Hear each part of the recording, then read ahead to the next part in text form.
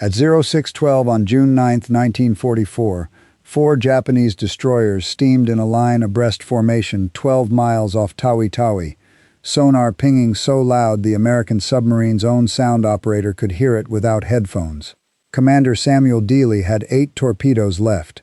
4 destroyers meant he would get maybe 2 shots before they closed in and finished him. 3 days earlier, every officer aboard USS Harder expected their captain to dive and run when a destroyer charged their position. Instead, Dealey ordered flank speed straight at the enemy ship. 900 yards, 4 torpedoes, 1 destroyer gone in 5 minutes. Word spread through the Pacific submarine force faster than any radio signal could carry it, a tactic that violated everything the Navy taught about survival. By the time the sun rose on June 9th, Dealey had already sent 2 more Japanese destroyers to the bottom of the sea, and the men who served under him had learned that fear looked different depending on which end of the periscope you were standing on. Somewhere above them, a 4th destroyer was turning to hunt. Dealey studied it through the scope and made a choice that would echo through naval history long after his own name faded from memory. At 0300 on June 6, 1944, Commander Samuel Dealey stood in the cramped conning tower of USS Harder, 37 years old, 5 war patrols behind him, 18 enemy ships already sent to the bottom of the Pacific. Water off Tawi lay flat and black under a moonless sky, the kind of darkness submariners prayed for and feared in equal measure. Somewhere above the surface, a Japanese patrol plane was crossing back and forth on a search pattern that would, within hours, change everything for the 80 men crammed inside Harder's steel hull. Dealey was not a large man, and he did not carry himself like the popular image of a warship captain. He spoke quietly, in the flat, unhurried cadence of a Texan who had grown up wanting to build bridges rather than sink ships. His crew would later say the thing they remembered most was how still he became in the moments before combat, a stillness that had nothing to do with fear and everything to do with a mind working through torpedo angles, closing speeds, and firing solutions with the same patience he might have once brought to a blueprint. That stillness was the only thing standing between 80 men and the bottom of the sea, and every one of them knew it. None of them knew it yet. For 9 days, Harder had slipped through these waters undetected, watching, waiting, gathering intelligence on the largest concentration of Japanese naval power assembled since Midway. 4 battleships, including the mighty Yamato, 9 aircraft carriers, 15 cruisers, 28 destroyers, prowling the anchorage like guard dogs around a treasure they could not afford to lose. To understand why Dealey and his crew were here, in the most heavily defended anchorage in the Japanese Empire, you have to go back 2 months, to a single decision that broke every rule American submarine crews had been taught since the war began. Before April of 1944, American submarines did not fight Japanese destroyers. They avoided them. The math made the reason obvious. A destroyer could cut through open water at 35 knots. A submerged submarine, running on electric motors, struggled to reach 9. If a destroyer found you on the surface, your only realistic option was to dive, go silent, and pray the depth charges missed. Between December of 1941 and March of 1944, that arithmetic had cost the United States Navy 14 submarines, sent to the bottom by Japanese destroyer crews who understood exactly how the odds worked.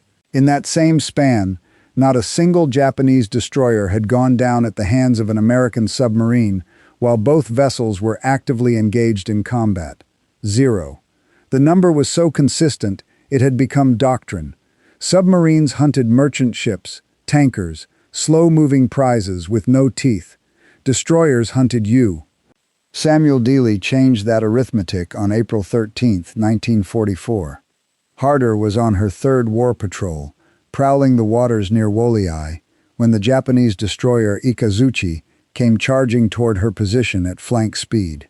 Every officer standing beside Dealey on the bridge braced for the order they expected. Dive, run, rig, for silent running and hope.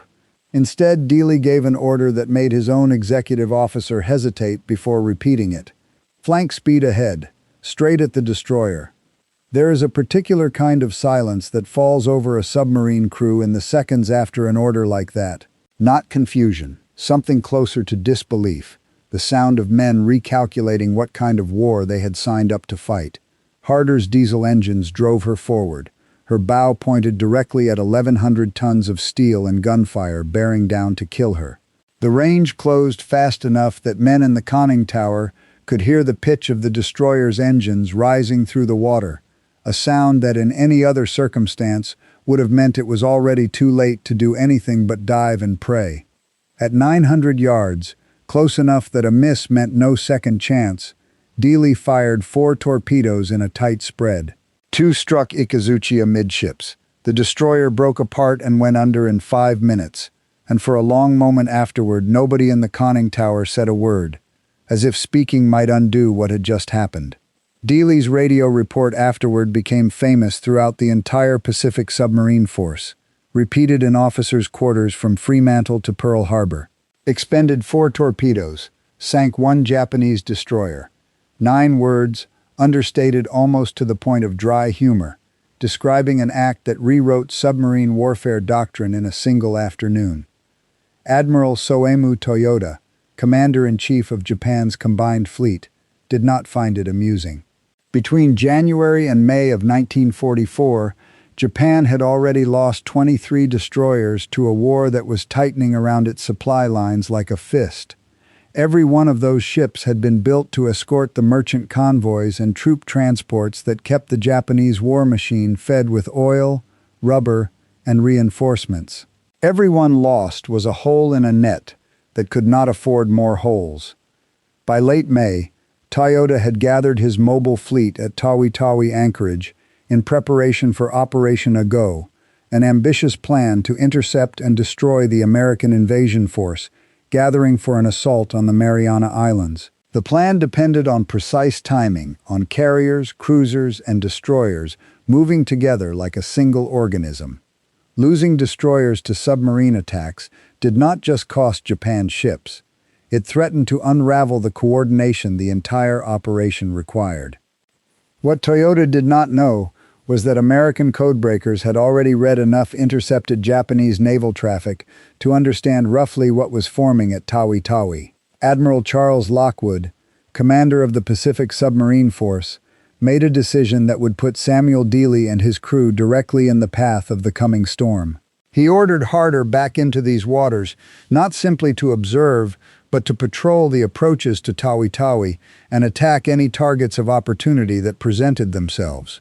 For 9 days, Dealey held Harder in the shipping lanes around the anchorage, watching Japanese vessels move in and out, cataloging patrol patterns, waiting for the right opening. The crew settled into the particular rhythm of submarine patrol life, watches standing 4 hours on and 8 off, the smell of diesel oil and sweat thick in compartments that never fully lost the tension of operating inside enemy-controlled waters. Men wrote letters they were not sure would ever be sent. They played cards in the mess, the same worn deck circulating hand to hand until the corners had gone soft. They listened to the hum of the boat's machinery and tried not to think too hard about the 28 Japanese destroyers patrolling somewhere nearby, any one of which could end their lives in a matter of minutes if the wrong lookout spotted the wrong wake at the wrong moment. At night, when Harder surfaced to recharge her batteries, the men who came up through the hatch for fresh air stood in a silence broken only by the wash of water against the hull and the low thrum of the diesels. Somewhere out there in the dark lay an anchorage holding more Japanese naval power than any single American submarine had ever operated this close to, and every man topside understood that discovery meant a fight no submarine was built to win on the surface. They breathed the air anyway because after days submerged it tasted like something worth risking everything for, and then they climbed back down and sealed the hatch and waited for the next order to come from the small, quiet man who never seemed to raise his voice. Then, at 0300 on June 6th, the wrong lookout spotted exactly that. A Japanese patrol plane crossing 15 miles north of Tawi caught the faint wake of Harder's periscope cutting the moonlit water. It was a small thing, a thin white line on a dark sea, the kind of detail that could easily have gone unnoticed. It did not go unnoticed. Within minutes, the report reached the destroyers standing guard over the anchorage, and 3 of them peeled off from their stations to hunt down the American submarine that had, for 9 days, moved unseen through waters the Imperial Japanese Navy considered its own. Dealey brought Harder to periscope depth and studied the threat closing on his position. The lead ship was the destroyer Minazuki, 1,250 tons, 4 5-inch guns, closing fast and zigzagging to spoil any torpedo solution. Behind her, 2 more destroyers spread out in a search pattern, boxing Harder into what looked, from the surface, like a closing trap. 80 men waited in the dark, breathing recycled air, listening to the growing hum of enemy propellers through the hull grow louder by the minute. Somewhere above them, Japanese officers who had spent weeks losing ships to an enemy they could not see were finally closing in on the submarine responsible. They believed, reasonably, that the hunt was now in their favor. 3 warships against 1 submerged boat with nowhere to run. In the torpedo room, young sailors who had never fired a shot in anger checked and rechecked their equipment with hands that would not quite stay steady. In the control room, the plainsmen kept their eyes fixed on depth gauges, waiting for an order that would either save their lives or send them charging toward the very ships hunting them. They did not yet understand that Samuel Dealey had already decided, once again, not to run at all.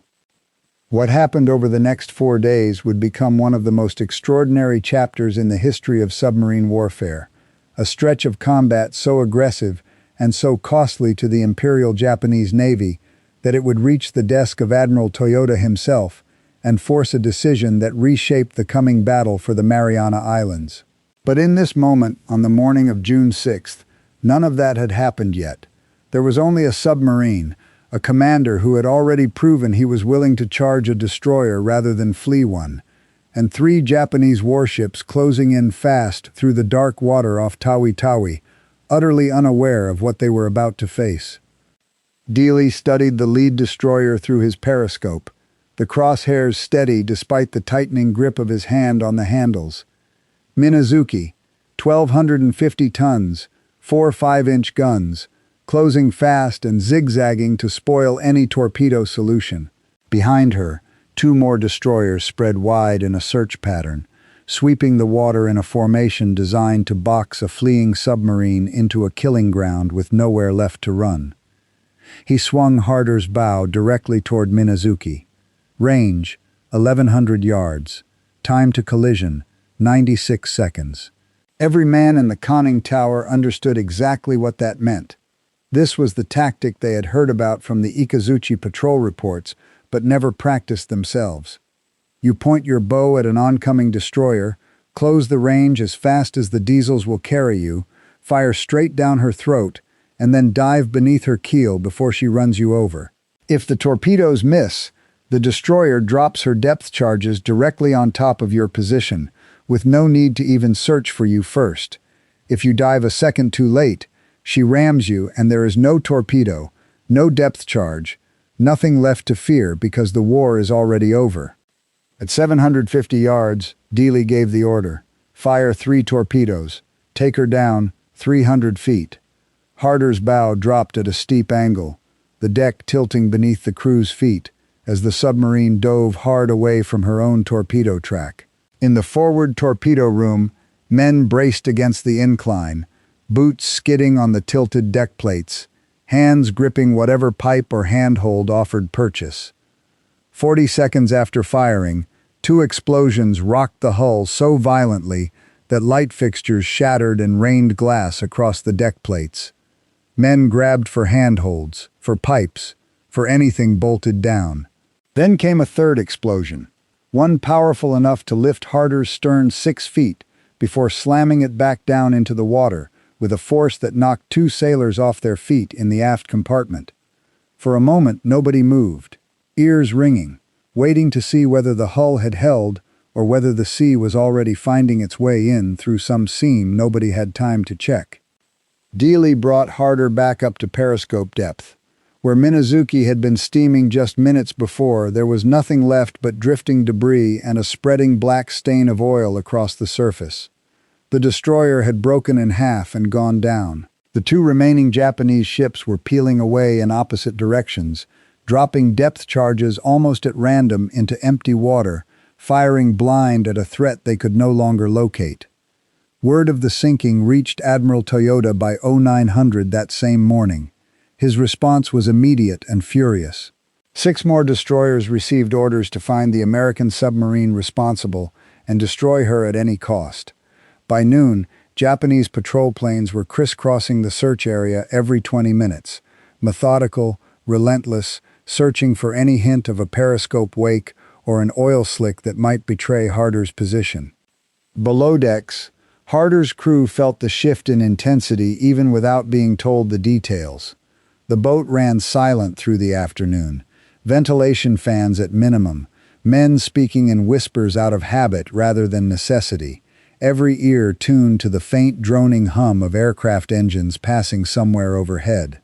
Heat built up inside the hull, with no fresh air circulating, sweat soaking through shirts, the air thick with the smell of diesel oil, and unwashed bodies packed into a space built for function rather than comfort.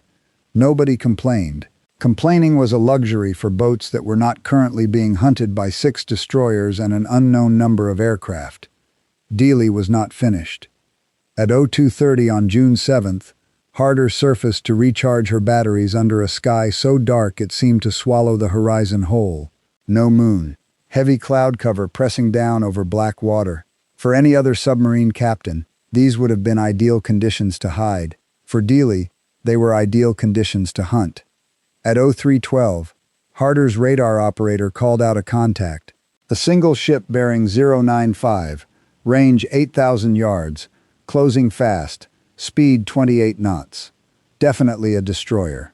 This was Hayanami, a Japanese warship that had been searching for American submarines since 1 in the morning, under the command of Commander Hideo Kubo.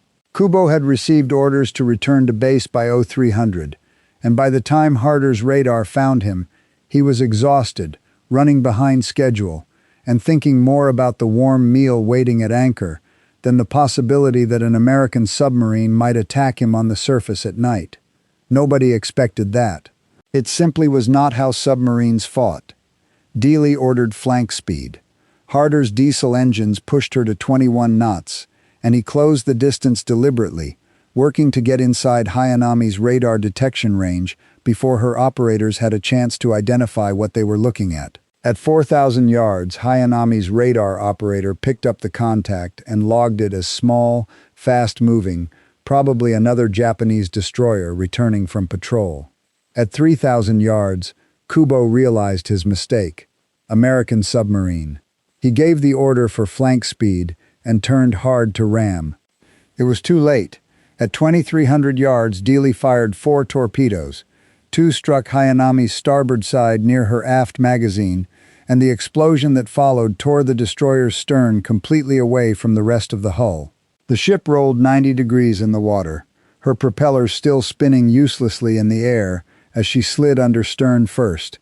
Kubo and 147 of his sailors died within seconds, most of them still below decks, when the sea closed over the wreck. Across the black water, Harder's own crew heard none of the screaming that must have accompanied those final seconds.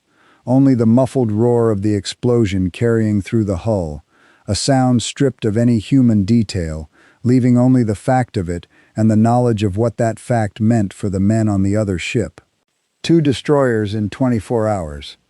The Imperial Japanese Navy was no longer simply searching. It was hunting with everything it had left to spare. Admiral Toyota pulled 8 destroyers off convoy escort duty entirely and organized them into dedicated hunter-killer groups with a single mission: find the American submarine operating near Tawi and destroy her before she could do any more damage. Every destroyer captain in the search received the same standing order: maximum aggression, no retreat, kill that submarine. For the men aboard Harder, The change in Japanese tactics was not something they could see, only something they could feel in the rhythm of the hunt closing around them, in the frequency of engine noises passing overhead, in the tightening net of a search that no longer felt random. There was no way to know, from inside a steel hull 500 feet under the surface, that an entire admiral's staff was now devoted to finding and killing them specifically. All they had was the next watch, the next depth reading, and a captain who had not yet given them any reason to believe he intended to stop. On June 8th, Dealey took harder south toward Sibutu Passage, the narrow strait separating Tawi from Borneo, a corridor Japanese destroyers patrolled constantly because it offered no room for a submarine to hide. Dealey wanted to know exactly how many more he could sink before the Japanese figured out the pattern behind his tactics and changed their approach. At 1400 hours, a lookout spotted 2 destroyers steaming in formation, Tanakaze and an unidentified escort, both moving at 25 knots in a standard search pattern. Dealey watched their movements for 90 minutes without firing, studying the rhythm of their zigzag, noting that they changed course every 8 minutes with the kind of predictability that gave him perhaps 30 seconds to set up a shot after each turn. 90 minutes is a long time to hold a periscope steady on a target without pulling the trigger, long enough for the strain to show in a lesser man's hands. But Dealey worked through the calculation the way he had once worked through structural problems on paper, unwilling to fire until the numbers were as close to certain as war allowed. He positioned harder directly in their projected path and waited, patient in a way that unsettled even his own officers, who had learned by now that his stillness meant he was already 3 steps ahead of the ships hunting him. At 1630, Tanakaze turned toward Harder's position. Range 3,000 yards. Dealey let her close. 2,500, 2,000, 1,500. At 1,200 yards, he fired 4 torpedoes at 17-second intervals, spacing the shots so that a single evasive turn could not save the target from all 4 at once. The first torpedo missed. The second struck Tanakaze near the bridge. The third hit her forward magazine, and the explosion that followed was so massive that Harder's own crew heard it clearly through the sealed hull, a deep concussive boom that seemed to come from everywhere at once. Tanakaze's bow section separated entirely from the rest of her hull. Both pieces sank within 3 minutes. The escort destroyer immediately turned and charged toward Harder's position, dropping depth charges as she came. Dealey took Harder deep, 400 feet, and the crew braced as the first explosions detonated somewhere above them, close enough to shake the hull violently but not close enough to cause serious damage. For 40 minutes the escort hunted blind, dropping her charges on instinct and guesswork rather than a solid contact, and then, finally, she gave up and withdrew. 3 destroyers in 3 days, and not a single serious casualty aboard the boat responsible for sinking them. What Dealey did not yet know was that his radio reports, relayed back through Fleet Command, were about to trigger a decision that would reshape the entire course of the coming Battle of the Philippine Sea. But first he had 1 more destroyer left to sink, and this time he would do it in broad daylight, with 2 more Japanese warships watching. At 0500 on June 9th, Dealey brought Harder to periscope depth 12 miles southwest of Tawi. What he saw through the scope made every man in the conning tower hold his breath without needing to be told. Dead ahead, 4 Japanese destroyers steamed in a line abreast formation, actively searching, their sonar pinging so loudly that Harder's own sound operator could hear the pulses without headphones pressed to his ears. Dealey had 8 torpedoes left. 4 destroyers meant he would get perhaps 2 clean shots before the remaining ships closed in and overwhelmed him completely. He studied the formation carefully. The lead destroyer was zigzagging aggressively, unpredictable, a poor target. The second ship held a steady course. That one would be his. At 0612, the second destroyer turned directly toward Harder's position, range 4,000 yards. Dealey waited. 3,000, 2,500. At 1,800 yards, he fired 3 torpedoes.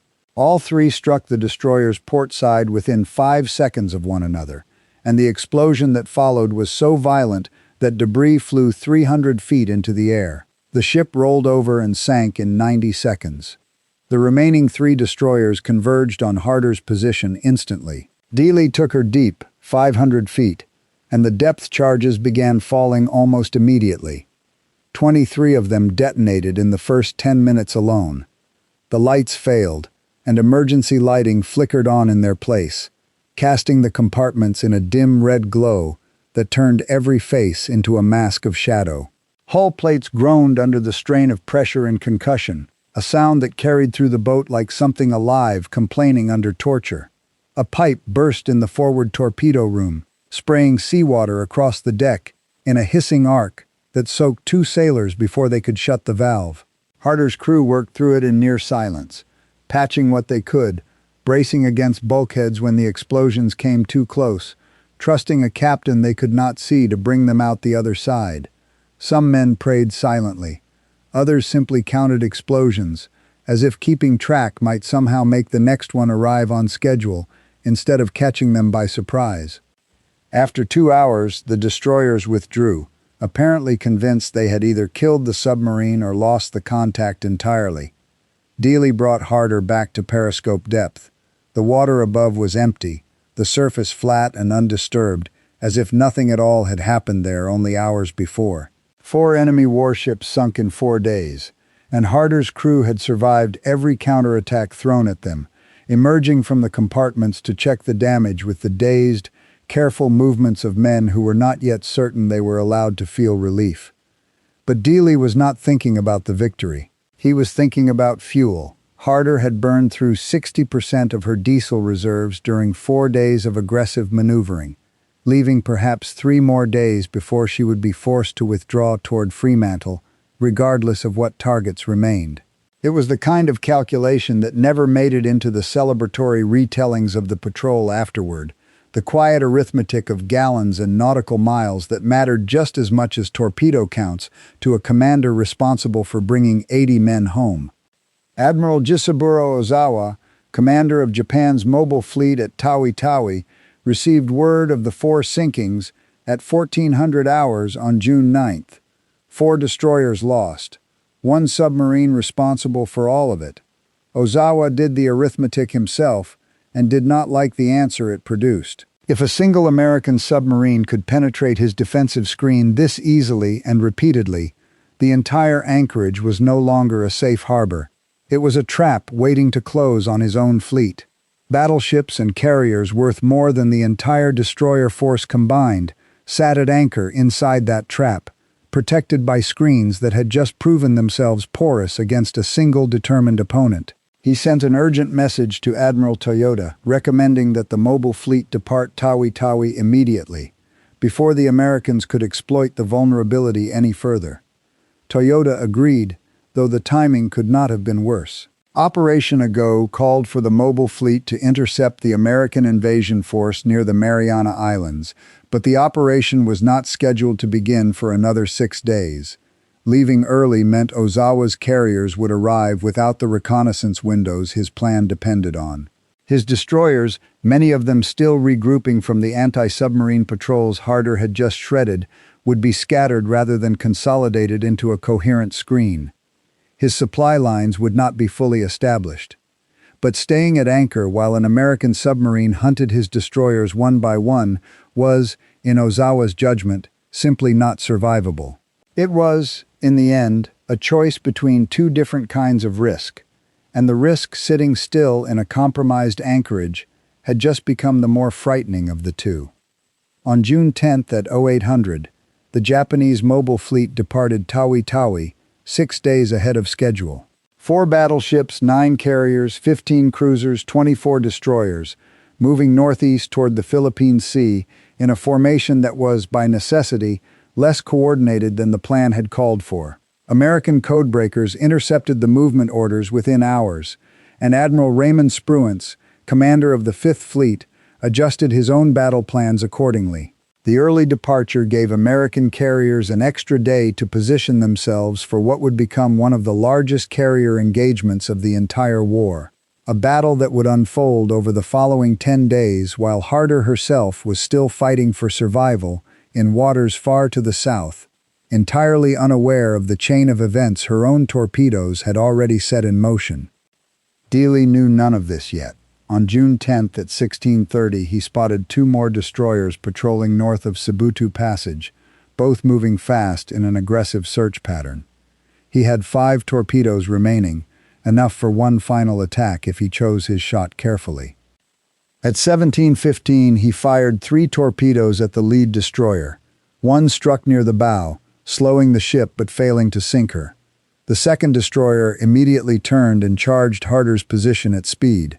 Dealey fired his last 2 torpedoes. Both missed.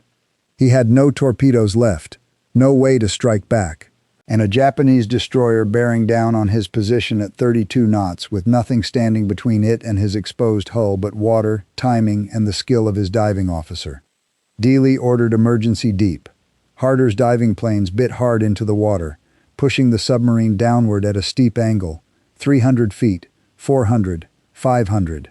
Every man aboard understood, without needing to be told, that this time there was no torpedo left in the tubes to change the outcome if the dive came too slowly. The destroyer passed directly overhead, her propellers churning the water so loudly that the crew could hear the blades cutting through the sea above them without any instruments at all. Then silence, the particular kind of silence that meant the destroyer was circling back for another pass rather than giving up the hunt, a silence that stretched long enough for men to wonder if it might be the last thing they ever heard. Dealey knew the pattern well by now. The destroyer would make repeated runs, dropping her depth charges on each pass until the submarine either surfaced from damage or imploded from pressure. Harder had no torpedoes left to fight back with, no way to damage the ship hunting her. Her only option was to endure and hope the destroyer exhausted her supply of depth charges before Harder's hull gave out first. The first pattern fell at 17:23. 6 depth charges detonated in a tight cluster around the submarine, rolling her 15 degrees to starboard, hard enough that men lost their footing and light bulbs shattered overhead. A second pattern fell 2 minutes later, closer than the first, lifting Harder's stern and slamming it back down with a force that sent cork insulation raining from the overhead in a fine gray dust that coated every surface. A hydraulic line burst in the control room, hissing fluid across the deck plates. For 90 minutes, the destroyer hunted. 42 depth charges in total. Most exploded too shallow or too far off to matter, but 3 came close enough to crack gauge glass and spring minor leaks along seams that had never been tested this hard before. Dealey held Harder at 500 feet, creeping forward at 2 knots, making as little noise as the boat's machinery would allow. The crew moved through the compartments in stocking feet where they could manage it, speaking only when necessary, every unnecessary sound a potential betrayal of their exact position to the ship circling somewhere above.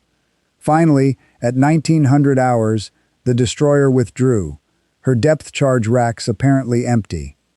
Dealey waited another hour before bringing Harder up. The ocean above was empty, no destroyers, no patrol planes, only darkness and the low, steady sound of diesel engines running again, recharging batteries that had been pushed to their limits across 4 days that would be remembered as among the most audacious in the history of submarine warfare. Harder turned south toward Fremantle, running at 8 knots to conserve what fuel remained. The days of the transit passed slowly. The crew finally allowed something close to rest, though sleep came uneasily to men whose bodies were still braced for the next depth charge pattern even after the threat had receded behind them. Watches were stood, meals were eaten, and the boat that had spent 4 days as the most hunted vessel in the Pacific settled back into the quiet discipline of a long homeward transit. She would arrive 17 days after departing on patrol, carrying a record that no American submarine commander had matched before her, and few would match again. 4 Japanese destroyers sunk, 1 more damaged, and, though Dealey could not have known it yet, a Japanese mobile fleet forced out of its anchorage 6 days ahead of schedule, sailing toward a battle it was no longer fully prepared to fight. The moment Harder tied up at the pier in Fremantle, Admiral Charles Lockwood was already waiting on the dock.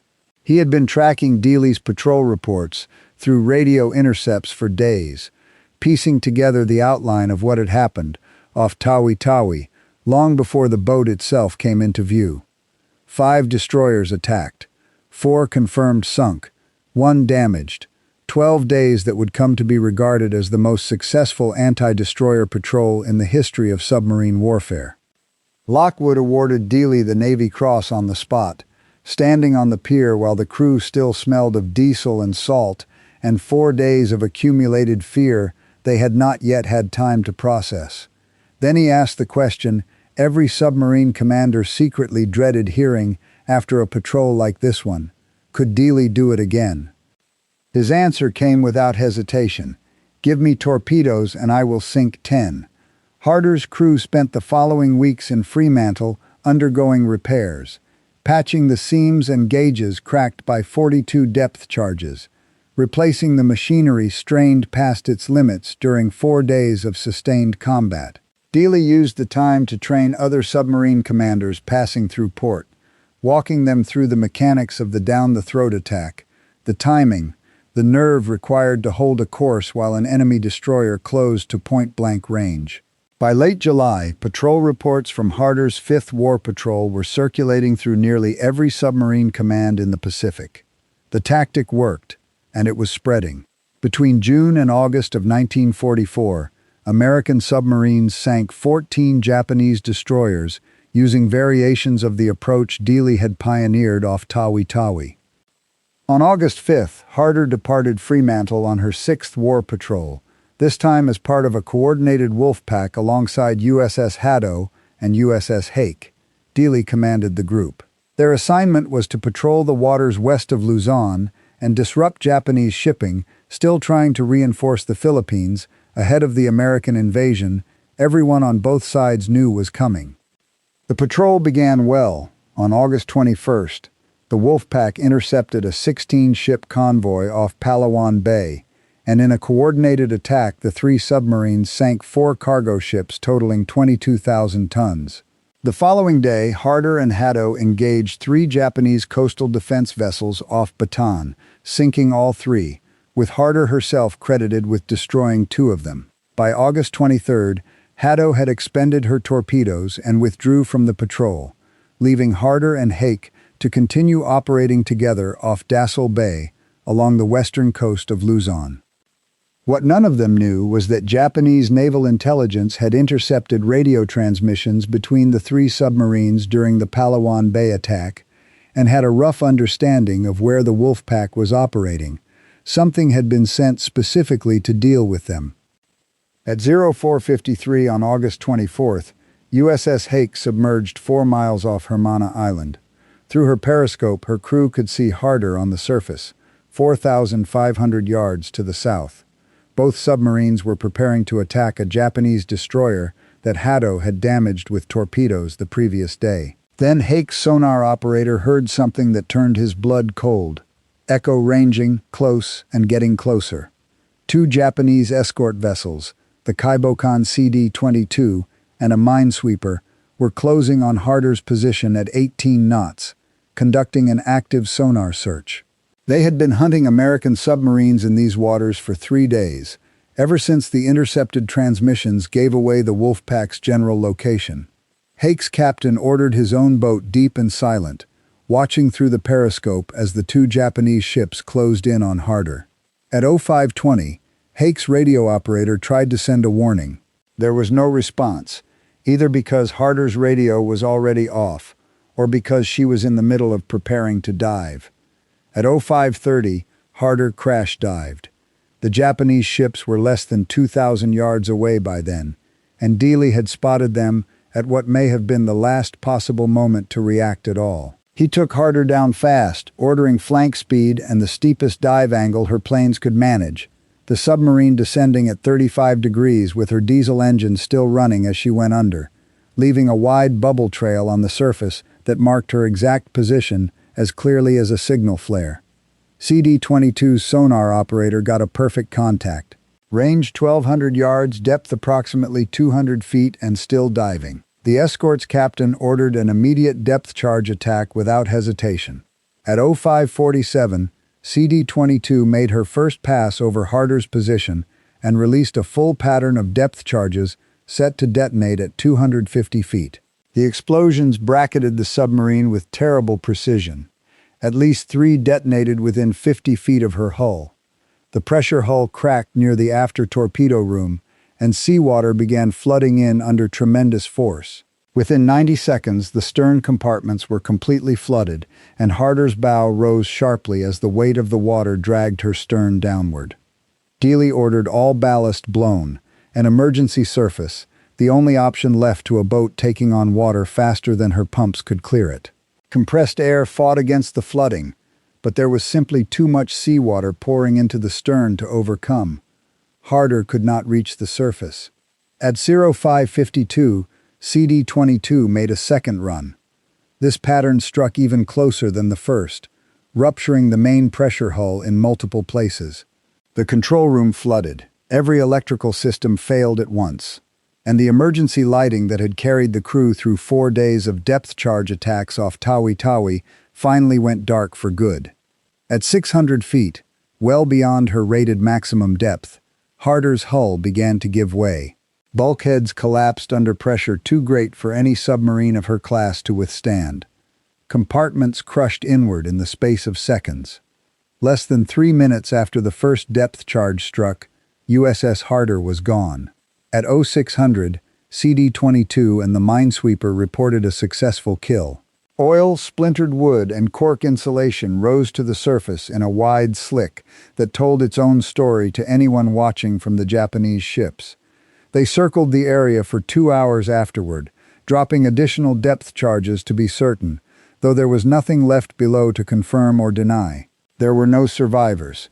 All 79 men aboard Harder died in the wreck, among them Commander Samuel Dealey, radioman Calvin Bell, who had earned a Bronze Star for his role in the June sinkings, and every officer and sailor who had helped make Harder the most feared American submarine in the Pacific.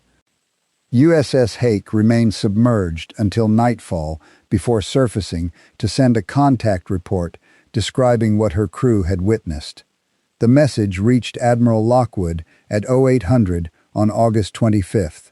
Lockwood immediately suspended submarine operations in the Dassel Bay area and ordered every boat in the vicinity to withdraw to safer waters. News of the loss reached the United States in early September, though the Navy Department's public announcement offered almost nothing beyond the bare fact that USS Harder was presumed lost with all hands. Submarine operations remained classified for security reasons, and the full story of Harder's final patrol would not become public until well after the war had ended. The Japanese, however, knew immediately what they had accomplished. Admiral Toyota received the report on August 26th and ordered a commendation for CD-22's crew. The submarine that had terrorized his destroyer fleet for months was finally gone. What Toyota did not fully appreciate, even in that moment of relief, was how much damage Dealey had already done, and how permanently his 4 days off Tawi had reshaped the war at sea. The Battle of the Philippine Sea had begun on June 19, 1944, just 9 days after Harder sank her 4th destroyer near Tawi. Admiral Ozawa's mobile fleet, forced out of its anchorage 6 days ahead of schedule, engaged Admiral Spruance's 5th Fleet in what became the largest carrier battle in naval history. 15 American carriers against 9 Japanese carriers, nearly 900 American aircraft against roughly 430 Japanese planes. Over 2 days, American pilots shot down more than 300 Japanese aircraft while losing only a fraction of their own, a lopsided result that came to be remembered informally as the Great Marianas Turkey Shoot. 3 Japanese carriers were sunk. The Imperial Japanese Navy lost the great majority of its carrier air groups in a single engagement and never rebuilt them. Historians who studied the battle afterward, including Lockwood himself in his post-war writing, pointed to Harder's forced early departure as one of the contributing factors behind Japan's poor showing. Ozawa's fleet arrived in the Philippine Sea scattered, his reconnaissance aircraft already strained by the early departure, his destroyer screens still reorganizing from the losses off Tawi. None of this alone decided the battle. American numerical superiority and pilot quality mattered enormously, but the disruption Dealey caused was real, acknowledged by the men who commanded the fleets on both sides, a submarine patrol that reached far beyond the 4 ships it physically destroyed. On March 27, 1946, President Harry Truman presented Commander Samuel Dealey's Medal of Honor to his widow, Edwina Dealey, in a ceremony held on the White House lawn. The citation described his 5th War Patrol in detail, praising the valiant fighting spirit of a commander who had rewritten the rules of submarine warfare through 5 short-range torpedo attacks against some of the most dangerous ships in the Imperial Japanese Navy. The Navy later commissioned a destroyer escort in his name, USS Dealey, which served from 1954 until 1972. Harder herself received the Presidential Unit Citation for her first 5 war patrols and 6 battle stars for her service across the Pacific War, and her unofficial motto, "Hit him harder," outlived the boat that had made it famous. For 80 years, Harder's final resting place remained unknown, one more wreck among thousands scattered across the floor of the Pacific and South China Sea, waiting for closure that seemed unlikely to ever arrive. Then, on May 22, 2024, an underwater exploration team led by Tim Taylor and the Lost 52 project located Harder's wreck in the South China Sea, sitting upright on the seafloor at a depth of roughly 3,750 feet, 12 miles west of Dassault Bay, precisely where she made her final dive 8 decades earlier. Her pressure hull remained largely intact except for the depth charge damage near the conning tower that had ended her career and the lives of everyone aboard. The wreck is protected as a war grave, and no salvage operations are permitted there. Finding Harder meant more than simply locating a shipwreck. It meant bringing a measure of closure to families who had waited 80 years for any confirmation of where their fathers, sons, and brothers had finally come to rest. And it meant honoring 79 men whose 4 days of impossible combat changed the direction of the war in the Pacific, whether the wider public ever learned their names or not. Commander Samuel Dealey is buried at Arlington National Cemetery, his headstone marking a life defined, in the end, by 9 words radioed home after a single afternoon off WWII, words that became legend among men who understood exactly what they had cost to earn.